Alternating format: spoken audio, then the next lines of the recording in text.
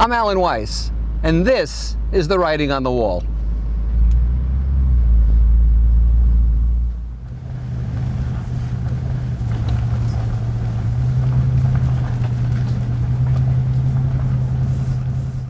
Hi, I'm Alan Weiss. This is Writing on the Wall, episode 75. I call this Bonfire of the Inanities, with apologies to Tom Wolfe.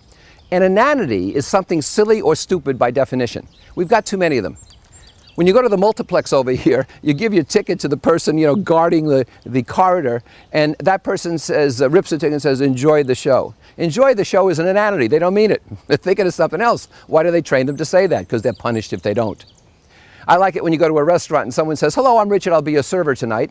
I don't care what your name is. I'm going to forget it in 19 seconds. Just give me good service. And then he proceeds to use the future pluperfect, which for some reason restaurants want to use today. The veal will be served au jus in a roughneck squash with ratatouille.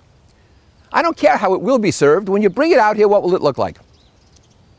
Then there are people who want feedback but manage the feedback. There's an operation over here called Tasca. They sell Lincolns and Fords and so forth. Very well known for their service. And we were buying our trucks there for a couple of years. But they have this survey, they claim. And what happens is this. The service person, the guy who sold you the truck, with whomever you interact, they will send you a note that says, you're going to get a survey, and unless I get all fives in all categories, which is the top rank, I will not get my bonus. If I don't get all fives from every customer, I don't get any bonus this year. Please help me. And of course what they're doing, they've all been told to say this, so everybody gives them all fives because they feel sorry for them. And so Tasca can take these fives and send them to Lincoln and show they're perfect and probably get better financing on their cars. I don't know why. This is often called managing a survey. It's an inanity. Why bother me with this stuff? Why don't you just preprint them? And by the way, here's what real service is about. When we bought our last Navigator over there, which at the time was the highest priced vehicle they sold, one of the sons kept me waiting for 30 minutes. And I said, I'm buying an expensive car. I don't like waiting for 30 minutes when I have an appointment. And he says to me, you're lucky you didn't have to wait for 2 hours, he says to me. Well, that was the last Navigator we bought. After that, we bought Mercedes trucks, and now I have a BMW truck. Thank you very much. The police chief in Providence was forced to resign. Strong credentials, good guy, but forced to resign. The straw that broke the camel's back here was the fact that his kids had a party with liquor unsupervised in his yard. And people were aghast that this could happen. Now, in the last couple of weeks, as I'm filming this, the governor's kid, the governor of the state's kid, had a similar party in his yard, and the governor says this is a private matter. And the media is saying, let's observe the privacy. Hey, listen, kids are kids. We can't control them, and we can't give different standards for different people, okay? They're your kids. People say to eat like a bird. Well, out here, I've got a heron that lands every day and has lunch and eats fish like crazy. I've got an egret that comes down with a briefcase and a stopwatch and eats like a maniac.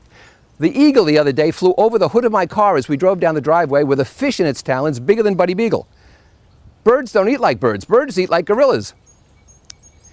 The opposite of offending people is enabling people. The reason we resort to inanities is we're afraid of offending people. So as a result, we enable them. One of the priests at my church is upset because at 11 o'clock Mass on Sundays, people come late. At that Mass, they know they can come late. And so he has to hold up the procession, and Mass starts late. So I said to him, I'm a consultant. Listen, at 11 o'clock, start the Mass and close the doors. And make the late people wait and come in later like they do at Broadway plays. He said, I can't do that. I don't want to offend them. Well, then you better live with the lateness. You can't have it both ways. I work for a president of a company, and he said, my HR guy's in trouble. He seems overwhelmed. Coach him. I said, fine. And I said to the HR guy, let's find the cause. Why are you overwhelmed? So I can get my job done, but the president sends me requests every day, and they take a lot of my time. I said, which do you give priority? He said, the president's requests. I said, do you get your job done? He said, no, the reason I'm falling behind is the president sends me these requests. I said, have you ever considered the fact that by answering them every day so rapidly, he thinks you have plenty of time to do it? You're enabling him.